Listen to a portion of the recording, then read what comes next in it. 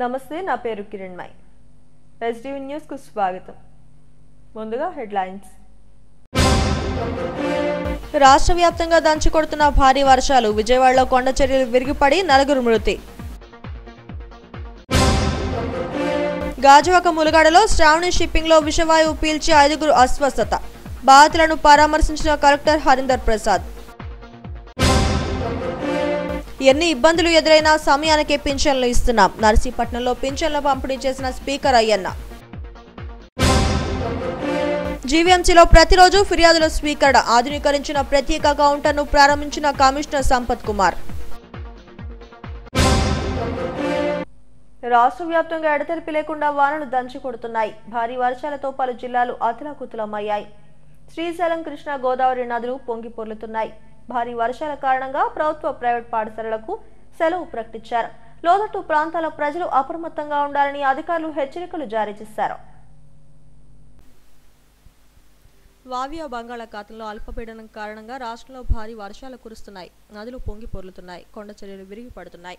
పలు జిల్లాలు జలమయమయ్యాయి. పంట పొలాలు నీట మునిగాయి. విజయవాడలోని మోగల్రాజుపురం సున్నపు బట్టి సెంటర్లో కొండ చర్యలు విరిగిపడిన ఘటనలో 4 మృతి చెందారు. ఓ ఇల్లు పూర్తిగా నేలమట్టమైంది. మరో 3 ఇళ్లు పాక్షికంగా దెబ్బతిన్నాయి. ఎన్టీఆర్ జిల్లా వ్యాప్తంగా విస్తారంగా వర్షాలు కురుస్తున్నాయి. శ్రీశైలం మొత్తం గేట్లు ఎత్తి కిందకు నీటిని వదులుతున్నారు. అక్కడి నుంచి వరద నీరు ప్రకాశం బ్యారేజీకి చేరుతోంది. బ్యారేజీకి ఉన్న 70 గేట్లు ఎత్తి 3.32 లక్షల క్యూసెక్ల నీటిని కిందకు వదులుతున్నారు. ఇక ఉమ్మడి విశాఖ జిల్లాలో భారీ వర్షాలు కురుస్తున్నాయి. ఎడతెరిపి లేకుండా కురుస్తున్న వర్షాలతో లోతట్టు ప్రాంతాలు జలమయమయ్యాయి. రాష్ట్రంలో భారీ వర్షాలతో సహాయక చర్యలు చేపట్టేందుకు తీసుకోవాల్సిన చర్యలపై సీఎం చంద్రబాబు ఉన్నత స్థాయి సమీక్ష నిర్వహించారు. ప్రభుత్వ సిబ్బంది అప్రమత్తంగా ఉండి సహాయక చర్యలు చేపట్టాలని ఆదేశించారు. వాయుగుండం నేపథ్యంలో ప్రభుత్వం అప్రమత్తమైందని హోంమంత్రి అనిత అన్నారు. ఎలాంటి ప్రాణ నష్టం జరగకుండా ముందస్తు చర్యలు తీసుకుంటున్నామని చెప్పారు. లోతట్టు ప్రాంతాల్లో ఉండే ప్రజలను పునరావాస కేంద్రాలకు తరలిస్తున్నామని, అధికారులను ఎప్పటికప్పుడు అప్రమత్తం చేస్తున్నామని తెలిపారు. నగరంలో కురుస్తున్న వర్షాల కారణంగా ప్రజలకు ఇబ్బందులు లేకుండా చర్యలు తీసుకుంటున్నామని జీవీఎంసీ కమిషనర్ సంపత్ కుమార్ తెలిపారు. లోతట్టు ప్రాంతాలను అప్రమత్తం చేశామని, ఎటువంటి విపత్తునైనా ఎదుర్కోగలుగుతున్నామని చెప్పారు. టెలికాన్ఫరెన్స్ లో చాలా క్లియర్ గా చెప్పారు. ఎక్కడా కూడా ఒక ప్రాణం కూడా పోకూడదు, దానికి సంబంధించి ముందస్తు చర్యలు తీసుకోవాలని చెప్పడం. అదేవిధంగా ఇమీడియట్ గా నన్ను డిజాస్టర్ మేనేజ్మెంట్ లో కమాండ్ కంట్రోల్ రూమ్ లో ఉండమని నన్ను కూడా ఆదేశించడం జరిగింది. నేను ఇక్కడ నుంచి డైరెక్ట్ గా ఇప్పుడు కమాండ్ కంట్రోల్ రూమ్ కూడా వెళ్ళడం జరుగుతుంది. అంటే ఎక్కడా కూడా ఈ వరదల వల్ల కానీ, ఇప్పుడు ఎక్కడైతే రిజర్వాయర్లు నిండిపోయి ఉన్నాయో అక్కడ కూడా అలర్ట్ చేయడం కానీ, ఎక్కడైనా చెరువు గట్లు కానీ ఎక్కడైనా ఇబ్బంది పడే పరిస్థితి ఉంటే అక్కడ నుంచి పునరావాస కేంద్రాలు పంపించడం కానీ, ఈ రాబోయే 2 రోజుల్లో వర్షపాతం ఎంతవరకు నమోదవుతుంది అన్నది ఇమీడియట్ గా ముందే తెలుసుకుని ప్రజలను అప్రమత్తం చేయడంలో కలెక్టర్లందరినీ కూడా ఇమీడియట్ గా వాళ్ళ ప్లేస్లోనే ఉంచడం జరిగింది. ఆల్ డిపార్ట్మెంట్స్ ని ఇప్పుడున్న సిచ్యువేషన్ దృష్ట్యా అందరినీ కూడా ఎవరి ప్లేస్ లో వాళ్ళని అలర్ట్ గా ఉండమని చెప్పడం కూడా జరిగింది, ఆదేశించడం జరిగింది. దాని ప్రకారంగా ఈ వరదల వల్ల, ఏదైతే వర్షాల వల్ల జరిగే ఇబ్బందులు ఎవరికి రాకుండా, ఎటువంటి ప్రాణం కూడా పోకుండా, వీలైతే పంట నష్టం కూడా ఎక్కువగా జరగకుండా చూసుకునే బాధ్యత కూడా తీసుకోమని గౌరవ ముఖ్యమంత్రి గారు ఆదేశించాలి. మనకి 4వ తారీఖు వరకు వర్షాలు ఉన్నాయి. ఈ వర్షాలన్నిటికీ ఈరోజు మార్నింగ్ గౌరవ ముఖ్యమంత్రి గారు టెలికాన్ఫరెన్స్ తీసుకొని అన్ని జిల్లాలకు సంబంధించిన సిబ్బందిని మనకు అలర్ట్ చేయడం జరిగింది. సో మార్నింగ్ మనం రోజు పొద్దున సాయంకాలం కూడా లోతట్టు ప్రాంతాల యొక్క విజిట్ అనేది జరుగుతుంది. నేను చూస్తూ ఉన్నాను. ఇప్పుడు ప్రస్తుతం మన దగ్గర పడినటువంటి వర్షపాతాన్ని తీసుకున్నట్లయితే మనకు అలార్మింగ్ సిచ్యువేషన్ లేనప్పటికీ ఇలాగే పడినట్లయితే మనం కూడా అలార్మింగ్ సిచ్యువేషన్లోకి వెళ్ళే ఛాన్స్ ఉంది. కాబట్టి ఎప్పటికప్పుడు ఎక్కడైనా వాటర్ లాగింగ్ కండిషన్ ఉంటే వాటిని మనం డ్రైన్ అవుట్ చేసేలాగా సిబ్బంది అందరినీ కూడా మనం సిద్ధం చేయడం జరిగింది. ఎప్పటికప్పుడు వాళ్ళతో టెలికాన్ఫరెన్స్ని మనం ఎప్పటికప్పుడు చేసుకోవడం జరుగుతుంది. సిబ్బంది అంతా సిద్ధంగా ఉన్నారు. ఏ యాక్టివిటీస్ జరిగినా సరే మనకు మౌలిక సదుపాయాల విషయంలో జీవీఎంసీలో ఏ విధమైనటువంటి ఇబ్బంది లేదు.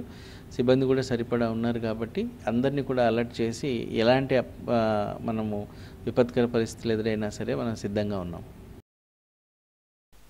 సెప్టెంబర్ 4వ తేదీ వరకు వర్షాలు కురిసే అవకాశం ఉందని విపత్తుల నిర్వహణ సంస్థ తెలిపింది. ఉత్తరాంధ్ర, దక్షిణ ఒడిశా తీరం వైపు వాయుగుండం బలపడే అవకాశం ఉంది. దీని ప్రభావంతో భారీ వర్షాలు కురిసే అవకాశం ఉందని విశాఖ వాతావరణ కేంద్రం తెలిపింది. ఈ 24 hours పీరియడ్లో more than 19 centimetres rainfall record అయ్యే ఛాన్సెస్ ఉన్నాయని, ఈ డిస్ట్రిక్ట్స్ మనం 1-2 చోట్ల వచ్చే ఛాన్సెస్ అని చెప్తున్నాం. అలాగే ఈ జిల్లాలందరికీ కూడా రెడ్ అలర్ట్స్ ఇష్యూ చేయడం జరిగింది. అలాగే నెక్స్ట్ కమింగ్ 24 hours మరికొన్ని జిల్లాల్లో భారీ నుంచి అతి భారీ వర్షపాతం కూడా నమోదయ్యే ఛాన్సెస్ ఉన్నాయి చెప్తున్నాం. అవి విశాఖపట్నం, అల్లూరి సీతారామరాజు, అనకాపల్లి, కాకినాడ, యానం, బాపట్ల, ప్రకాశం ఈ జిల్లాల్లో అయితే భారీ నుంచి అతి భారీ వర్షపాతం రికార్డ్ అయ్యే ఛాన్సెస్ అయితే ఉన్నాయని మనం చెప్తున్నాం. అలాగే నెక్స్ట్ దక్షిణ కోస్తాలో ఉన్నటువంటి నెల్లూరులో కూడా 1-2 చోట్ల భారీ వర్షం కూడా వచ్చే ఛాన్సెస్ అయితే మనకి ప్రస్తుతం అయితే కనిపిస్తుంది. ఈ వర్షపాతం ఇది రేపు కూడా కొన్ని జిల్లాల్లో అయితే భారీ నుంచి అతి భారీ వర్షపాతం కూడా నమోదు అయ్యే ఛాన్స్ ఉన్నాయని మనం ఫోర్కాస్ట్ ఇస్తున్నాం. అవి రేపటి రోజు వరకు అయితే, అంటే ఈ రోజు ఉదయం 8:30 నుంచి రేపటి 8:30 వరకు, ఇది ఈ రోజు నెక్స్ట్ కమింగ్ 24 hours. ఆ తర్వాత నెక్స్ట్ దాంట్లో కూడా ఎన్టీఆర్ జిల్లా, పల్నాడు అంటే రాయలసీమలో ఉన్నటువంటి కర్నూలు, నంద్యాల ఈ జిల్లాల్లో కూడా రేపటి రోజుకి భారీ నుంచి అతి భారీ వర్షపాతం కూడా వచ్చే ఛాన్సెస్ ఉన్నాయని మనం చెప్పడం జరుగుతోంది. రాష్ట్ర వ్యాప్తంగా కురుస్తున్న భారీ వర్షాలతో పలు ప్రాంతాలు అస్తవ్యస్తంగా మారాయి. పంటలు నీట మునిగాయి. కొన్ని ప్రాంతాల్లో రహదారులు తెగిపోవడంతో కమ్యూనికేషన్ వ్యవస్థ దెబ్బతినింది. సహాయక చర్యల్లో అధికారులు నిమగ్నమయ్యారు. గాజువాక ములుగాడలోని శ్రావణి షిప్పింగ్ కంపెనీలో విషవాయువు పీల్చడంతో 5 కార్మికులు అస్వస్థతకు గురయ్యారు. బాధితులను శీలానగర్లోని కిమ్స్ ఆసుపత్రికి తరలించారు. వీరిని స్థానిక MLA Ganababu, collector Harinder Prasad, CP బాగ్చీలు పరామర్శించారు. పారిశ్రామికవాడ ములగాడలోని శ్రావణి షిప్పింగ్ కంపెనీలో ఒక కంటైనర్ నుంచి మరో కంటైనర్లోకి సరుకు లోడ్ చేస్తున్నారు. ఈ క్రమంలో బ్యాగ్ నుంచి ప్రమాదకరమైన పౌడర్ లీక్ అవడంతో 5 వ్యక్తులు తీవ్ర అస్వస్థతకు గురయ్యారు. వారిలో ఒకరి పరిస్థితి విషమంగా మారింది. ఎసిటాన్ లైడ్ విషవాయువును కార్మికులు పీల్చి ప్రమాదానికి గురయ్యారు. వీరిని తొలుత గాజువాకలోని సింహగిరికి ఆసుపత్రికి తరలించారు. మెరుగైన వైద్యం కోసం కలెక్టర్ ఆదేశాలతో శీలానగర్లోని కిమ్స్ ఆసుపత్రిలో చేర్చారు. బాధితులను collector Harinder Prasad, MLA Ganababu, CP బాగ్చీలు పరామర్శించారు.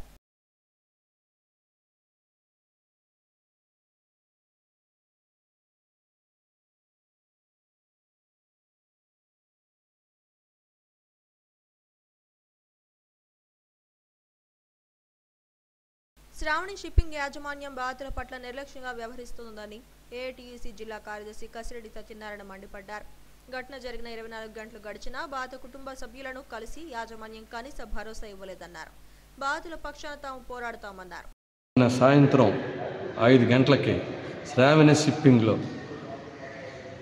యాసిడ్ లైడ్ అనేటువంటిది విష పదార్థం, ఈ మందులకు ఏదైతే ఓడుతారో ఆ మందులు ఓడేటటువంటి పౌడర్, ఆ పౌడర్ విష పదార్థం ఏదైతే ప్యాకింగ్లు ఉన్నాయో ఆ ప్యాకింగ్లు ఓపెన్ అయ్యి ఆ విషవాయువుగా తయారయ్యి అది 5 అస్వస్థగా తయారు చేసింది.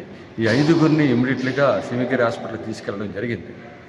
నిన్న సాయంత్రం జరిగినటువంటి ఘటన ఈ రోజు వరకు వాళ్ళ యొక్క పేరెంట్స్ని కానీ వాళ్ళ భార్యని కానీ ఎవరైతే ఆడవాళ్ళకు అస్వస్థలకు గురి అయ్యారో వాళ్ళ భర్తలు, అలాగే భర్తలు అయినటువంటి భార్య అని వాళ్ళ కుటుంబ సభ్యులను ఈ రోజు వరకు కూడా ఆ హాస్పిటల్లో లోపలికి వాళ్ళ యొక్క పేరెంట్స్ని చూపించడం జరగట్లేదు. రెండోది, రాత్రి 11:45 ఎస్పీ కలెక్టర్ గారు స్పందించిన తర్వాతే లోకల్లో ఉన్నటువంటి సింహగిరి హాస్పిటల్ తీసుకుని పోయారు. అక్కడి నుంచి కిమ్స్ హాస్పిటల్కి మెరుగైన వైద్యం పేరుతోటి ఇక్కడ తీసుకొచ్చి ఇక్కడ ఉన్న పేరెంట్స్ని కానీ అవుటర్స్ని కానీ లోపలికి వెళ్ళవకుండా నిర్బంధించి పోలీసు వారిని, సెక్యూరిటీ వారిని పెట్టి నిర్బంధించి వాళ్ళ పర్సన్స్ కూడా చూడడానికి అవకాశం ఉన్న పరిస్థితి అక్కడ కొనసాగుతుంది. అలాగే మేనేజ్మెంట్ తరపు నుంచి ఒక సూపర్వైజర్ మాత్రం, గోవింద్ అనే సూపర్వైజర్ మాత్రమే పర్యవేక్షిస్తున్నాడు. ఇప్పుడు వచ్చి మేనేజ్మెంట్ కూడా సరైనటువంటి స్పందన లేదు. వాళ్ళు పేరెంట్స్ కూడా ధైర్యం కల్పించేటటువంటి అక్కడికి వచ్చి మేనేజ్మెంట్ కూడా ధైర్యం అనేది కల్పించేటటువంటి మాటలు చెప్పట్లేదు. వాళ్ళందరూ కూడా చాలా ఆందోళన చెందుతున్నారు. ఇప్పటికైనా మేనేజ్మెంట్ అక్కడ రావాలి. ఎవరైతే పేరెంట్స్ ఉన్నారో వాళ్ళ పేరెంట్కి మనోధైర్యాన్ని కల్పించాలి. దాంతోపాటు ఇప్పుడు ఎవరైతే ఈ కాలుష్యం నివారణకి సంబంధించినటువంటి ఆఫీసర్స్ ఉన్నారో, కంట్రోల్ బోర్డు ఉందో, వాళ్ళు ఈ రోజు వరకు ఇప్పుడు వరకు ఆ ఘటనా స్థలానికి పోలేదు. అలాగే డ్రగ్స్ అండ్ వీళ్ళు కూడా ఆ ఇన్స్పెక్షన్ చేసిన వాళ్ళు కూడా ఈ రోజు వరకు పోలేదు. క్షతగాత్రులు గునుపూరు రాము, లక్ష్మి, లతా, కుమారి, దేవుడు బాబులు చికిత్స పొందుతున్నారు. దేవుడు బాబు పరిస్థితి విషమంగా ఉందని వైద్య వర్గాలు తెలిపాయి. ఎన్ని ఇబ్బందులు ఉన్నా లబ్ధిదారులకు పింఛన్లు సమయానికి ప్రభుత్వం అందజేస్తోందని స్పీకర్ అయ్యన్న పాత్రుడు అన్నారు. నర్సీపట్నం మండలం ధర్మసాగరంలో పింఛన్ల పంపిణీలో ఆయన పాల్గొన్నారు. 1వ తేదీ ఆదివారం కావడంతో ఒకరోజు ముందుగానే పింఛన్లు ఇచ్చామన్నారు. అర్హులైన వారికి కొత్తగా అక్టోబర్ నుంచి పింఛన్లు అందుబాటులోకి వస్తాయన్నారు. అనర్హులైన వారిని తొలగించేందుకు ప్రత్యేక చర్యలు తీసుకుంటున్నామన్నారు. డ్వాక్రా గ్రూపు మహిళలంతా మొక్కలు నాటాలని పిలుపునిచ్చారు. ఈ నెల 2న పవన్ పుట్టినరోజు సందర్భంగా ప్రతి గ్రామంలో క్లీన్ అండ్ గ్రీన్ కార్యక్రమం జరుగుతుందన్నారు. దీన్ని కంప్లీట్ చేయాలని చెప్పి అధికారులందరినీ కోరుకుంటున్నాను. దానికి నాయకులందరూ సపోర్ట్ చేస్తున్నందుకు చాలా సంతోషం. రాష్ట్ర వ్యాప్తంగా ఇప్పటికే ఎంత పర్సెంటేజ్ నంబరు 80% అయిపోయింది. 9:30కే అంటే సాయంత్రం లోపల అయిపోవచ్చు. అంటే రాష్ట్ర వ్యాప్తంగా ఉమ్మడి ప్రభుత్వంలో అనుకున్న టైం ప్రకారంగా అందరికీ పెన్షన్ ఇస్తున్నటువంటి నాయకులందరికీ, కార్యకర్తలకి, ప్రజలందరికీ కూడా ప్రభుత్వం తరఫున ధన్యవాదాలు తెలియజేస్తున్నాను. ఇది కంటిన్యూ ప్రాసెస్. ప్రతి నెల కూడా ఈ కార్యక్రమం చేయాలని చెప్పి ఉద్దేశంలో ఉన్నాం. మొన్న చంద్రబాబు గారితో నేను మాట్లాడడం జరిగింది. దాంట్లో కొన్ని ఇంకా కొంతమందికి ఇవ్వాల్సిన అవసరం ఉంది. బహుశా సెప్టెంబర్ నెల నుంచి, అంటే వచ్చి నెల నుంచి సెప్టెంబర్ ఎండింగ్ నుంచి కూడా మరి కొత్త వాళ్ళు కొంతమంది ఉండిపోయారు, ఇంకా అర్హులు, వాళ్ళకి కూడా ఇవ్వాలని చెప్పి, అలాగే అర్హత లేని వాళ్ళని కూడా తొలగించాలని చెప్పి కూడా నిర్ణయం తీసుకున్నాం. అది న్యాయం. అంటే అది కూడా చేస్తున్నాం. రెండోది ఏంటంటే అర్హులు ఉన్న వాళ్ళకి కూడా అక్టోబర్ 2వ తారీఖు రేపు గాంధీ జయంతి వస్తుంది కాబట్టి గాంధీ జయంతి నుంచి మళ్ళీ కొత్త వాళ్ళకి కూడా మరి పెన్షన్లు ఇవ్వాలని చెప్పి కూడా నిర్ణయం తీసుకోవడం జరిగింది. రెండోది ఏంటంటే ఇక్కడ అందరూ పెద్దలందరూ ఉన్నారు. రేపు 2వ తారీఖున, ఈ నెల 2వ తారీఖునే పవన్ కళ్యాణ్ గారి పుట్టినరోజు. ఆ సందర్భంగా ఒక నిర్ణయం తీసుకోవడం జరిగింది. మంచి కార్యక్రమం. ప్రతి పంచాయతీల్లోని ఇవాళ సుమారు మనకు 14,000 పంచాయతీలు సుమారు ఉన్నాయి రాష్ట్ర వ్యాప్తంలో. 2వ తారీఖున ప్రతి పంచాయతీలోని కూడా ఊరంతా క్లీన్ చేసి, చెత్త అంతా ఎత్తి ఊరంతా క్లీన్ చేయాలని చెప్పి, కాలువలన్నీ క్లీన్ చేయాలని చెప్పి ఒక నిర్ణయం తీసుకోవడం జరిగింది. రేపు 2వ తారీఖు నుంచే ఆల్రెడీ పంచాయతీలకు కూడా కొన్ని డబ్బులు ఇవ్వాలని చెప్పి నిర్ణయం తీసుకోవడం జరిగింది. అంతే ప్రజలంతా పాల్గొని ఈ 5 సంవత్సరాలు బట్టి క్లీనింగ్ లేదు, చాలా వరస్ట్గా ఉన్నాయి గ్రామాలన్నీ కూడా. అందరూ పాల్గొని 2వ తారీఖు పాల్గొని మన నాయకులు చంద్రబాబు నాయుడు గారి ఆదేశం మేరకు పవన్ కళ్యాణ్ గారి పుట్టినరోజు నాడు అన్ని గ్రామాలు 14,000 గ్రామాల్లో కూడా క్లీనింగ్ కార్యక్రమం పెట్టాం. జీవీఎంసీలో ప్రతిరోజు ప్రజా సమస్యలపై అర్జీలు స్వీకరిస్తామని జీవీఎంసీ కమిషనర్ సంపత్ కుమార్ తెలిపారు. ప్రధాన కార్యాలయంలో ఆధునీకరించిన హెల్ప్ డెస్క్లను ఆయన ప్రారంభించారు. ఈ హెల్ప్ డెస్క్ లో 5 కౌంటర్లను నూతనంగా ఏర్పాటు చేశామన్నారు. పాత సమావేశ మందిరంలో ఆయన మీడియాతో మాట్లాడారు. అన్ని పని దినాల్లో ఉదయం 10:30 నుంచి సాయంత్రం 5 వరకు ఫిర్యాదులు స్వీకరిస్తారన్నారు. ప్రజారోగ్య పరీక్షలో భాగంగా సీజనల్ వ్యాధులు ప్రబలకుండా పటిష్టమైన చర్యలు తీసుకుంటున్నట్లు చెప్పారు. భవన నిర్మాణ అనుమతులు, అక్రమ అనధికార నిర్మాణాలు, రోడ్లు, ఫుట్పాత్లు ఆక్రమణలపై అధిక ఫిర్యాదులు అందుతున్నాయన్నారు. నగరంలో తాగునీటికి పనికిరాని 64 వాటర్ బాడీస్ ను గుర్తించామని, డ్రోన్ల సాయంతో స్ప్రే చేస్తున్నామని, దీని ద్వారా దోమల నివారణను అరికట్టవచ్చునని అన్నారు.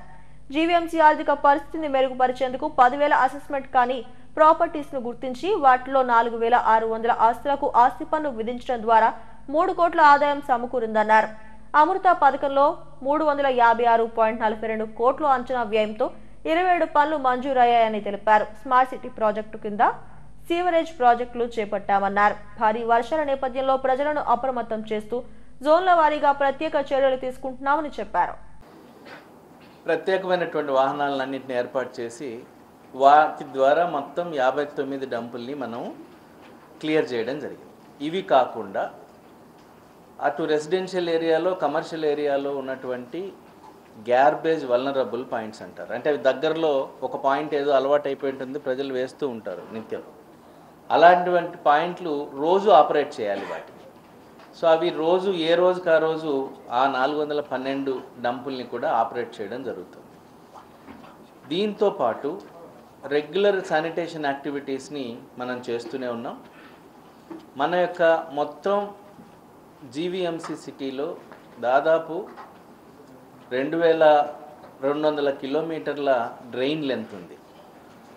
ఒక 700 కిలోమీటర్లు వాటిల్లో మైనర్ డ్రైన్స్ ఉన్నాయి. అన్నీ కలిపితే మేజర్ డ్రైన్స్ ప్రధానంగా 128 కిలోమీటర్లు. ఈ 128 కిలోమీటర్ల మేజర్ డ్రైన్స్ని ఇంజనీరింగ్ డిపార్ట్మెంట్ నుంచి డ్రైన్ క్లీనింగ్ అనేది కంప్లీట్ చేయడం జరిగింది. ఇవి కాకుండా మనకు మేజర్ డ్రైన్స్ ఏవైతే ఉన్నాయో ఈ మేజర్ డ్రైన్స్ పర్టికులర్గా ఇవన్నీ సముద్రంలోకి కలిసేటువంటి మేజర్ డ్రైన్స్ ఉన్నాయో వాటిల్లో ఇంకా కొన్ని వర్క్స్ జరుగుతూ ఉన్నాయి. బహుశా 3-4 డేస్లో ఆ వర్క్స్ కూడా కంప్లీట్ అయిపోతాయి. కాబట్టి మొత్తం మన యొక్క డ్రైన్స్ అన్నింటి యొక్క డ్రైన్ క్లీనింగ్ అనేది ఎప్పటికప్పుడు డీసిల్టింగ్ అనేటువంటి కార్యక్రమాన్ని 100 డేస్లో పెట్టుకోవడం జరిగింది. దీని తర్వాత డ్రైన్స్ని క్రాస్ చేసేటువంటి వాటర్ పైప్ లైన్స్ ఉన్నాయి మన దగ్గర. ఇది 100 డేస్లో పెట్టుకోవడం జరిగింది. దాదాపు 390 పైప్ లైన్స్ ఉన్నాయి డ్రైన్స్ని క్రాస్ చేసేటు. 340 వరకు మనం క్లియర్ చేయడం జరిగింది. సో 340కి ఏం చేసామంటే డ్రైన్ క్రాసింగ్ అయ్యేదాన్ని బైపాస్ చేసి డ్రైన్కి టచ్ అవ్వకుండా వాటన్నిటినీ కూడా సివిల్ వర్క్స్ కింద తీసుకొని అన్నిటినీ కంప్లీట్ చేయడం జరిగింది. ఆ 45 మిగతా పెండింగ్ ఉన్నాయి, వాటిని రాబోయే 3-4 రోజుల లోపల కంప్లీట్ చేస్తాం. ఇది కూడా మనం 100 డేస్లో ఒక యాక్షన్ ప్లాన్ కింద పెట్టుకోవడం సమర్థవంతంగా వాటర్ని ఇవ్వగలం. ఇది వాటర్ సప్లైకి సంబంధించి. సో ఈ సర్వే అయిన తర్వాత ఇప్పటికీ కూడా మన జీవీఎంసీ పరిధిలో ఇంకా ఒక 8,000 పబ్లిక్ ట్యాప్స్ కానీ ఎందుకంటే రకరకాల కారణాల వల్ల వాటిని కంటిన్యూ చేస్తూ ఉన్నాం, వాటిని కూడా రీవిజిట్ చేసి చూస్తాము. అయితే వాటర్కి సంబంధించిన కంటామినేషన్ రాష్ట్ర వ్యాప్తంగా జరుగుతుంది అక్కడక్కడ. సో ఆ సంఘటనల దృష్టిలో ఉంచుకొని మొత్తం ఒకసారి మనకు రా వాటర్ ఎక్కడి నుంచి వస్తుంది, రా వాటర్ దగ్గర నుంచి మన ట్రీట్మెంట్ ఎక్కడవుతుంది, ట్రీట్మెంట్ అయిన తర్వాత మన పైప్ లైన్స్ ద్వారా సప్లై అయ్యేటువంటి చివరి పాయింట్స్ ఏంటి, ఈ మూడింటి మీద ఒక స్కేల్ పెట్టుకొని వాటిని మనం టెస్టింగ్కి ఒక పారామీటర్స్ ఫిక్స్ చేయడం జరిగింది. సో ఎవ్రీ 3 మంత్స్కి ఒకసారి ఏపీ పొల్యూషన్ కంట్రోల్ బోర్డు మన యొక్క రా వాటర్ని టెస్ట్ చేయడం జరుగుతుంది. దానికి మనం రా వాటర్ వచ్చేటువంటి ట్రీట్మెంట్ ప్లాంట్ హౌస్లోనే మనం in house lab testing facilities పెట్టాం. సో రోజు 24 అవర్స్ మన రా వాటర్ని మనం నగరాభివృద్ధికి 100 రోజుల ప్రణాళికను చిత్తశుద్ధితో అమలు చేస్తామని జీవీఎంసీ కమిషనర్ సంపత్ కుమార్ తెలిపారు. తమ పరిధిలో ఉన్న పనులు ప్రగతిని ఎప్పటికప్పుడు పరిశీలిస్తున్నామన్నారు. విశాఖను సుందర నగరంగా తీర్చిదిద్దేందుకు కృషి చేస్తున్నట్లు తెలిపారు. భారీ వర్షాల నేపథ్యంలో లోతట్టు ప్రాంతాల ప్రజలు ఇబ్బందులు పడకుండా చర్యలు చేపట్టామన్నారు.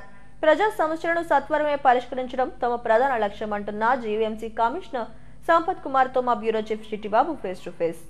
జీవీఎంసీలో 100 రోజుల ప్రణాళికను అమలు చేయడానికి కమిషనర్ సంపత్ కుమార్ ఒక ప్లాన్ ఆఫ్ యాక్షన్ తీశారు. కార్యాచరణ ప్రణాళికకు సంబంధించిన వివరాలను తెలుసుకుందాం. సార్, ఎట్లాగా ఈ 100 డేస్లో ఏ ప్రాబ్లమ్స్ మీరు సాల్వ్ చేయగలరు? సో ముఖ్యంగా మనకి శానిటేషన్కి సంబంధించి డ్రైన్స్, దాదాపు మేజర్ డ్రైన్స్ని 128 కిలోమీటర్స్ని క్లీన్ చేయడం జరిగింది. గౌరవ ముఖ్యమంత్రి గారి సూచనల మేరకు 100 రోజుల ప్రణాళికలో మనం శానిటేషన్ నుంచి డ్రైన్స్ క్లీనింగ్ దగ్గర నుంచి, అదేవిధంగా డ్రైన్స్ని క్రాస్ చేసేటువంటి వాటర్ పైప్ లైన్స్ని కూడా ఒక 300 నుంచి, అదేవిధంగా డ్రైన్స్ని క్రాస్ చేసేటువంటి వాటర్ పైప్ లైన్స్ని కూడా ఒక 390 పైప్ లైన్స్ని మనము టేకప్ చేయడం జరిగింది. 340 అయిపోయి ఇంకొక 50 కూడా రాబోయే 2-3 రోజుల్లో కంప్లీట్ చేయడం జరుగుతుంది. దీంతోపాటు ఈ సీజనల్ డిసీజెస్ రాకుండా మొత్తం మన జీవీఎంసీ పరిధిలో దాదాపు 8.5 లక్షల గంబూజియా ఫిష్లు కానీ, డ్రోన్ స్ప్రేయింగ్ దాదాపు 64 వాటర్ బాడీస్లో మనం డ్రోన్ స్ప్రేయింగ్ కూడా చేస్తున్నాము. అదేవిధంగా ఎంఎల్ ఆయిల్ బాల్స్ని ఆల్మోస్ట్ ప్రతి చోట కవర్ చేయడం జరిగింది. అది ఒక రెగ్యులర్ యాక్టివిటీ కింద చేస్తున్నాము. అట్లే ఫ్రైడే డ్రై డే కింద మనం ప్రతి ఫ్రైడేని కూడా డ్రై డే కింద చేస్తున్నాము. ఈ 100 డేస్ యాక్టివిటీస్లో మనం ప్రధానంగా వాటర్ సప్లై గ్యాప్ అనాలిసిస్ చేయడం కోసం రాష్ట్ర ప్రభుత్వం ఒక అప్లికేషన్ ఇచ్చింది. దాని ప్రకారం ఆ యాప్ని బేస్ చేసుకొని మేము సర్వే ఆల్మోస్ట్ కంప్లీట్ చేయడం జరిగింది. దాంట్లో మనకి ఒక 22,000 వాటర్ ట్యాప్ కనెక్షన్స్ని కొత్తగా మనం ఇన్ఫ్రాస్ట్రక్చర్ ఇచ్చి చేయాలి. సో ఇది ప్రస్తుతానికి మనం నిర్దేశించినటువంటి లక్ష్యాల ప్రకారం చేయడం జరిగింది. దీంతోపాటు మనకి ప్లానింగ్ డిపార్ట్మెంట్లో వచ్చేటువంటి మేజర్ కంప్లైంట్స్ అన్నీ కూడా మనకి బిల్డింగ్ యొక్క పర్మిషన్స్కి సంబంధించినవే ఉంటున్నాయి. ప్రతి సంవత్సరం దాదాపు 5,700 బిల్డింగ్ పర్మిషన్స్ మనకి అప్లికేషన్స్ రావడం జరుగుతుంది. సో ఏదేమైనప్పటికీ కొంత స్లాక్నెస్ సిబ్బందులు ఎక్కడెక్కడ కనపడుతుందో వాటన్నిటిని కూడా వెరిఫై చేసి వాళ్ళని అందరినీ ఐడెంటిఫై చేయడం జరిగింది. వారి అందరికీ చివరి వార్నింగ్ కింద కూడా మనం చెప్పడం జరిగింది. అదేవిధంగా గౌరవ మంత్రివర్యులు కూడా, మున్సిపల్ శాఖ మంత్రి కూడా మనకు ఒక సలహా ఇవ్వడం జరిగింది. రెండోసారి ఇది ఏదైనా షార్ట్ ఫాల్ కింద రిజెక్ట్ చేసేటువంటి కేసులను ఐడెంటిఫై చేయండి, వారికి వారికి సంబంధించినటువంటి సాఫ్ట్వేర్లో కూడా చేంజెస్ తీసుకొద్దామని చెప్పడం జరిగింది. ఇది బై అండ్ లార్జ్. సార్ ఇప్పుడు వర్షాలు పడుతున్నాయి 4వ తారీఖు వరకు ఏం చెప్పండి? సో మనకి 4వ తారీఖు వరకు వర్షాలు ఉన్నాయి. ఈ వర్షాలన్నిటికీ ఈరోజు మార్నింగ్ గౌరవ ముఖ్యమంత్రి గారు టెలికాన్ఫరెన్స్ తీసుకొని అన్ని జిల్లాలకు సంబంధించిన సిబ్బందిని మనకు అలర్ట్ చేయడం జరిగింది. సో మార్నింగ్ మనం రోజు పొద్దున సాయంకాలం కూడా లోతట్టు ప్రాంతాల యొక్క విజిట్ అనేది జరుగుతుంది. నేను చూస్తూ ఉన్నాను. ఇప్పుడు ప్రస్తుతం మన దగ్గర పడినటువంటి వర్షపాతాన్ని తీసుకున్నట్లయితే మనకు అలార్మింగ్ సిచ్యువేషన్ లేనప్పటికీ ఇలాగే పడినట్లయితే మనం కూడా అలార్మింగ్ సిచ్యువేషన్లోకి వెళ్ళే ఛాన్స్ ఉంది. కాబట్టి ఎప్పటికప్పుడు ఎక్కడైనా వాటర్ లాగింగ్ కండిషన్ ఉంటే వాటిని మనం డ్రైన్ అవుట్ చేసేలాగా సిబ్బంది అందరినీ కూడా మనం సిద్ధం చేయడం జరిగింది. ఎప్పటికప్పుడు వాళ్ళతో టెలికాన్ఫరెన్స్ని మనం ఎప్పటికప్పుడు చేసుకోవడం జరుగుతుంది. సిబ్బంది అంతా సిద్ధంగా ఉన్నారు. ఏ యాక్టివిటీస్ జరిగినా సరే మనకు మౌలిక సదుపాయాల విషయంలో జీవీఎంసీలో ఏ విధమైనటువంటి ఇబ్బంది లేదు. సిబ్బంది కూడా సరిపడా ఉన్నారు. కాబట్టి అందరినీ కూడా అలర్ట్ చేసి ఎలాంటి మనము విపత్కర పరిస్థితులు ఎదురైనా సరే మనం సిద్ధంగా ఉన్నాం. Thank you. ఇది 100 రోజుల ప్రణాళిక ముఖ్యమంత్రి చంద్రబాబు ఆదేశాల మేరకు అమలు చేస్తున్నామని, అయితే వర్షాల నేపథ్యంలో ఎటువంటి విపత్తు ఎదురైనప్పుడు కూడా ఎదుర్కోవడానికి సిద్ధంగా ఉన్నామని commissioner Sampath Kumar. Pithapuram municipal council సమావేశంలో 2 అధికారులు బాహాబాహీకి దిగారు. ఇలాంటి సమావేశాల్లో అధికార ప్రతిపక్ష సభ్యులు వాగ్వాదాలు చేసుకోవడం, బాహాబాహీకి దిగడం చూశాం. డిప్యూటీ సీఎం పవన్ సొంత నియోజకవర్గంలోని మున్సిపాలిటీలో అధికారులు డిషుం వైరల్ అయింది. వ్యక్తిగత విషయాలను ప్రస్తావించుకుంటూ కమిషనర్ కనకారావు టి భవానీ శంకర్ సమావేశం జరుగుతుండగానే కొట్టుకున్నారు. కొంతకాలంగా ఇద్దరి మధ్య విభేదాలు కొనసాగుతున్నాయి. డి భవానీ శంకర్ విధుల్లో ఉన్న కమిషనర్ కనకారావు కాకినాడలోని ఈఈ చేత ఫైల్స్ పై సంతకాలు చేయించుకుంటున్నారు. డి ఉండగా ఈఈతో సంతకాలు ఎందుకు చేయిస్తున్నారని కౌన్సిలర్ దేవా కమిషనర్ ప్రశ్నించారు. డి అందుబాటులో లేకపోవడంతో ఈ పని చేస్తున్నామని కమిషనర్ చెప్పారు. ఈ క్రమంలో డి కమిషనర్లు వాదోపవాదాలు జరిగి ఫైట్కు దిగారు. కౌన్సిల్ సభ్యులు ఇద్దరిని విడదీసి అడ్డుకున్నారు. దీనిపై ఎలాంటి చర్యలు ఉంటాయో అని చర్చించుకుంటున్నారు.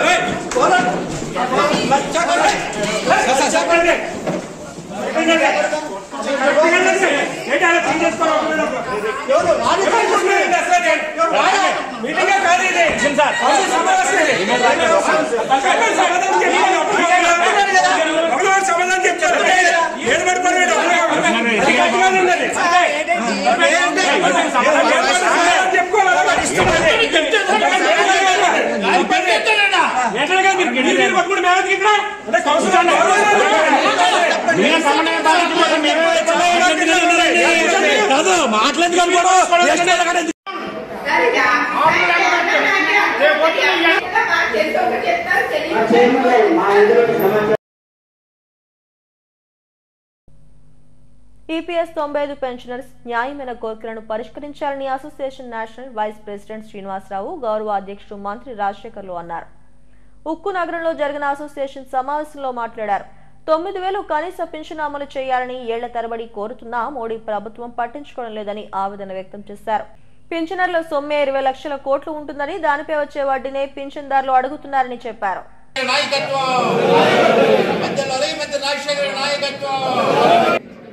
కాబట్టి మిత్రులారా, మనందరం కూడా ఇది పెన్షన్ కోసం అందరం కూడా పనిచేస్తున్నాం. మనమే వ్యాపారాలు చేస్తున్నారు.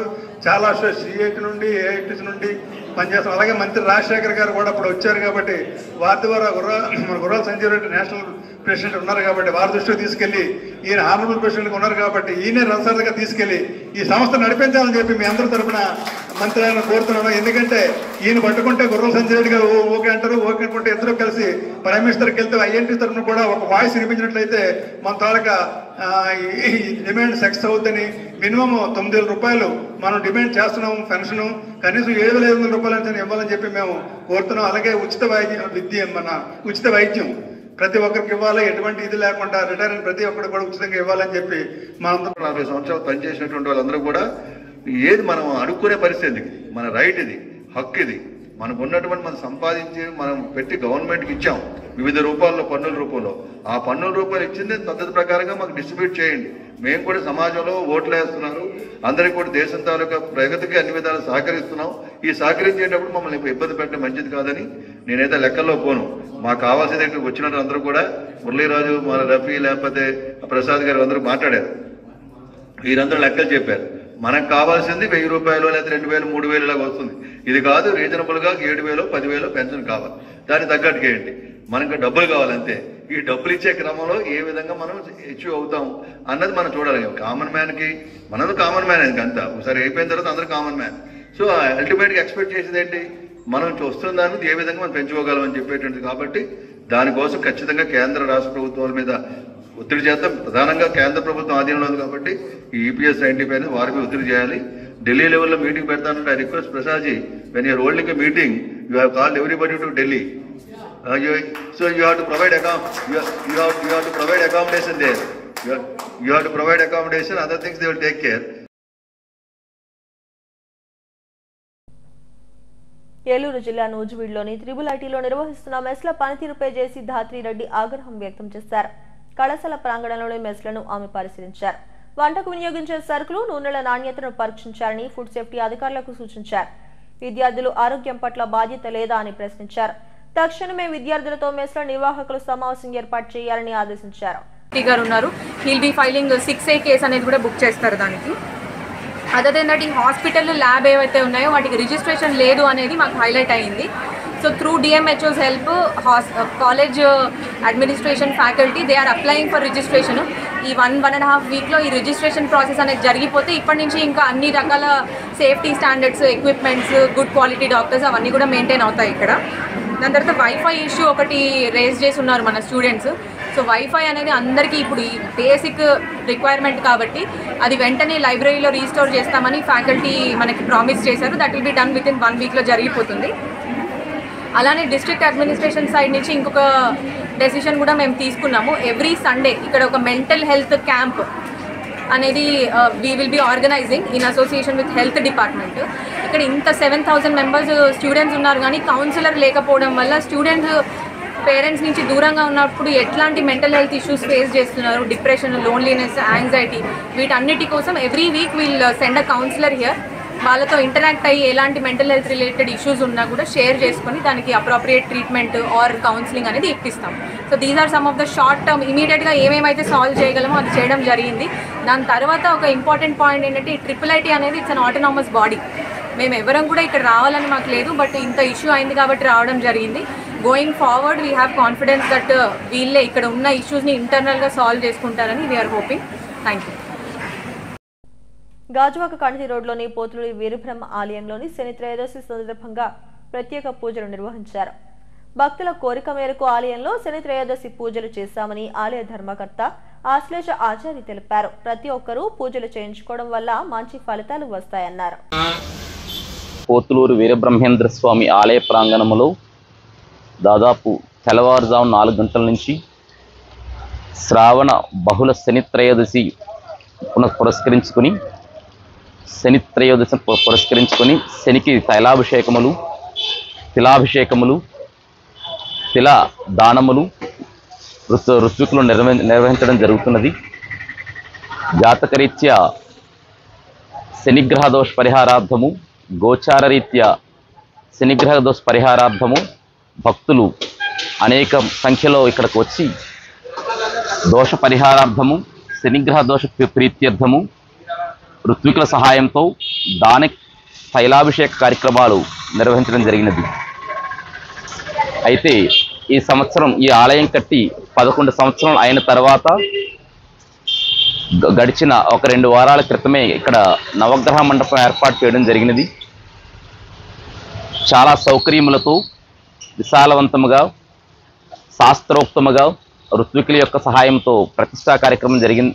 కావున భక్తులందరూ కూడా ఇక్కడికి ఎంతో వేల సంఖ్యలో ఈ ఆలయ దర్శనం ప్రాంగణమైనటువంటి వీరబ్రహ్మేంద్ర స్వామి ఆలయం అయినప్పటికీ ఒక పక్కన ఏకాంబరేశ్వర స్వామి, మరొక పక్కన కామాక్షిదేవి స్వామి, కామాక్షిదేవి అమ్మవారు, ఇంకా చూసినట్లయితే సుబ్రహ్మణ్య స్వామి, మరియు కుమారస్వామి, సరస్వతీదేవి, విఘ్నేశ్వర ఆలయాలు కూడా ఇక్కడ ఉపాలయాల కింద ఉన్నాయి. కాబట్టి వీటన్నిటితో పాటు మనకి జాతకరీత్యా ఉన్నటువంటి దోషాలు అనేక మంది పండితుల సహాయార్థం తెలుసుకున్నప్పటికీ చాలామంది భక్తులు వచ్చి మేము దానాలు ఇవ్వాలన్నా, మా యొక్క నవగ్రహ దోష పరిహారార్థం వెళ్ళాలన్నా కాస్త ఇబ్బంది అవుతుందని ఎప్పటి నుంచో తెలియజేయడం జరిగినది. వాళ్ళందరి యొక్క అభ్యర్థనని స్వీకరించి ఈ యొక్క ఆలయంలో నవగ్రహ మండపం నిర్మాణం చేయడం జరిగినది. కాబట్టి ఈ అవకాశాన్ని, ఈ నవగ్రహ మండపం ఇక్కడ నిర్మాణం చేయడం జరిగినది కాబట్టి భక్తులు 50 మంది కూడా జన్మతః వచ్చినటువంటి వారికి వచ్చినటువంటి నవగ్రహ దోష పరిహారార్థము పండితులు సంకల్పోత్తరంగా ఆ దోష పరిహారాలు నిర్వర్తించడం జరుగుతున్నది. కాబట్టి ఇక్కడికి వచ్చి ఈ అవకాశాన్ని వినియోగించుకొని ఈ ఆలయానికి అభివృద్ధి రీత్యా మీకు తోచిన విధంగా సహాయం చేసి ఈ స్వామివారి యొక్క, అమ్మవారి యొక్క ప్రీతికి పాత్రులు కాగలరని మనస్ఫూర్తిగా మనవి చేస్తున్నాను. తిరుమల శ్రీవారి బ్రహ్మోత్సవాలను అక్టోబర్ 4వ తేదీ నుంచి 12వ తేదీ వరకు అత్యంత వైభవంగా నిర్వహిస్తామని ఈవో శ్యామలారావు తెలిపారు. తిరుమల శ్రీవారి ఆలయం 4 మాడ వీధులను అదనపు ఈవో వెంకయ్య చౌదరి ఇతర అధికారులతో కలిసి పరిశీలించారు. బ్రహ్మోత్సవాల్లో విశేషమైన గరుడ సేవ ఏర్పాట్లపై పలు సూచనలు చేశారు.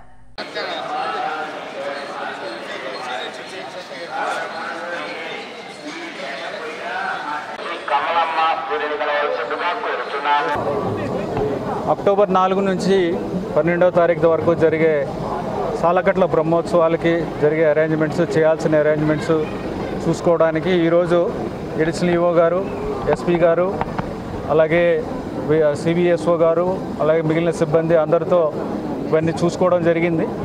వీటిల్లో గ్యాలరీస్ ఎలా ఫిల్ అవుతాయి, తర్వాత బయట నుంచి గ్యాలరీలో కూర్చోకుండా బయట నుంచి వచ్చే వాళ్ళని ఎలా కంట్రోల్ చేయాలి, ఎలాగ క్రౌడ్ కంట్రోల్, క్రౌడ్ మేనేజ్మెంట్, ఆ తర్వాత ఇక్కడ కూర్చునే వాళ్ళకి, గ్యాలరీలో ఉన్న వాళ్ళకి ఏం ఫెసిలిటీస్ ప్రొవైడ్ చేయాలి, వాహనాల గురించి ఎక్కడెక్కడ హారతి పాయింట్లు ఉన్నాయి అవన్నీ కూడా ఎలా మేనేజ్ చేయాలి, అలా ఇవన్నీ కూడా చూడటం జరిగింది. అలాగే అక్టోబర్ 8న మనకి గరుడ వాహన సేవ ఉంది కాబట్టి ఆ రోజు సుమారుగా 2 లక్షల కన్నా ఎక్కువ మందే వస్తుంటారు. కాబట్టి దానికి స్పెసిఫిక్గా ఏం ఫోకస్ చేసి ఏమేమి అరేంజ్మెంట్ చేయాలనేది కూడా డిస్కస్ చేసి వీటి మీద ప్రాక్టికల్గా ఏమేమి చర్యలు తీసుకోవాలి అనేది కూడా చూడటం జరిగింది.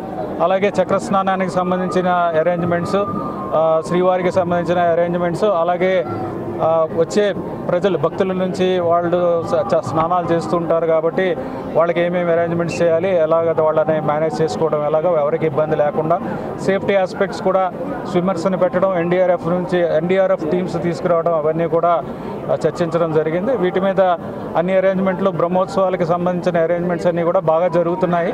ఇంజనీరింగ్ విభాగం వాళ్ళు కూడా వాహనాలని ఇన్స్పెక్ట్ చేయడానికి అన్ని అరేంజ్మెంట్స్ కూడా చేస్తున్నారు. హెడ్లైన్స్ మరోసారి. రాష్ట్ర వ్యాప్తంగా దంచి కొడుతున్న భారీ వర్షాలు, విజయవాడలో కొండ చర్యలు విరిగిపడి 4 మృతి. గాజువాక ములగాడలో శ్రావణి షిప్పింగ్ లో విషవాయువు పీల్చి 5 అస్వస్థత. బాధితులను పరామర్శించిన కలెక్టర్ హరీందర్ ప్రసాద్. ఎన్ని ఇబ్బందులు ఎదురైనా సమయానికే పింఛన్లు ఇస్తున్నాం. నర్సీపట్నంలో పింఛన్ల పంపిణీ చేసిన స్పీకర్ అయ్యన్న. జీవీఎంసీలో ప్రతిరోజు ఫిర్యాదుల స్వీకరణ, ఆధునీకరించిన ప్రత్యేక కౌంటర్ను ప్రారంభించిన కమిషనర్ సంపత్ కుమార్. ఈ వార్తలు ఇంతటితో సమాప్తం. మరిన్ని వార్తా విశేషాల కోసం చూస్తూనే ఉండండి STV న్యూస్.